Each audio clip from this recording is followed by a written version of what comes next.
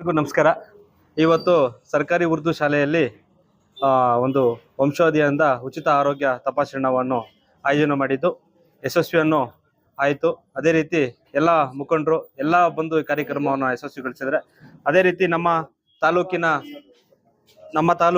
ಹೆಣ್ಣುಮಗಳು, ನಮ್ಮ ತಾಲೂಕಿನ ಹೆಮ್ಮೆ ಗೀತಾ ಮೇಡಮ್ ಅವರು ತಾಲೂಕಿನ ದಂಡಾಧಿಕಾರಿಗಳು, ಅವರು ಕೂಡ ಈ ಕಾರ್ಯಕ್ರಮದಲ್ಲಿ ಭಾಗಿಯಾಗಿ ಈ ಒಂದು ಉಚಿತ ಆರೋಗ್ಯ ತಪಾಸಣೆಯಲ್ಲಿ ಯಶಸ್ವಿಯನ್ನು ಗಳಿಸಿದ್ದಾರೆ. ಅವರ ಒಂದು ಮಾತುಗಳನ್ನ, ನುಡಿಮುತ್ತುಗಳನ್ನ ಮಾತಾಡಿದ್ರು. ಆರೋಗ್ಯವನ್ನ ಕಾಪಾಡ್ಕೋಬೇಕು, ಆರೋಗ್ಯವನ್ನ ನಾವು ಯಾವ ರೀತಿ ಕಾಪಾಡ್ಕೋಬೇಕು, ಹೆಂಗಿರ್ಬೇಕು, ಏನ್ ಮಾಡ್ಬೇಕು ಅನ್ನೋದನ್ನ ವಿದ್ಯಾರ್ಥಿಗಳ ಪರವಾಗಿ ಕೂಡ ಮಾತಾಡಿ ಇದನ್ನ ಒಂದು ಒಳ್ಳೆ ರೀತಿಯಲ್ಲಿ ನಮಗೆ ಬಂದು 4 ಮಾತನ್ನು ಮಾತಾಡ್ಲಿಕ್ಕೆ ಅವರು ಕೂಡ ನಮ್ಮ ಧೈರ್ಯ ತುಂಬಿದ್ದಾರೆ.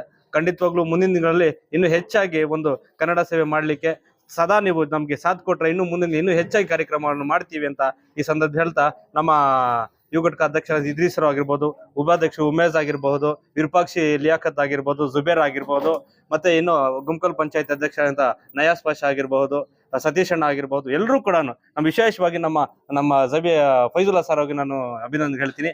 ಫೈಜುಲ್ಲಾ ಸರ್ ಅವ್ರಿಗೆ ಹಾಗೂ ಶಾಲೆಯ ಎಲ್ಲ ಸಿಬ್ಬಂದಿ ವರ್ಗದವರು ಕೂಡ, SDMC ಅವ್ರ ಅಧ್ಯಕ್ಷರು ಎಲ್ಲರೂ ಕೂಡ ನಿಜವಾಗ್ಲೂ ಈ ಕಾರ್ಯಕ್ರಮವನ್ನ ನಮ್ಗೆ ಕೊಟ್ಟಿದ್ದಕ್ಕೆ ವಂಶೋದಯ ಒಂದು ಹಾಸ್ಪಿಟಲ್ ಪರವಾಗಿ, ಕರ್ನಾಟಕ ರಕ್ಷಣಾ ವೇದಿಕೆ ಪರವಾಗಿ ನಿಮ್ಗೆ ಹೃತ್ಪೂರ್ವಕ ಧನ್ಯವಾದಗಳು ಹೇಳ್ತಾ ನಾನು 2 ಮಾತನ್ನು ಮುಗಿಸ್ತಾ ಇದ್ದೀನಿ. ನಮಸ್ಕಾರ.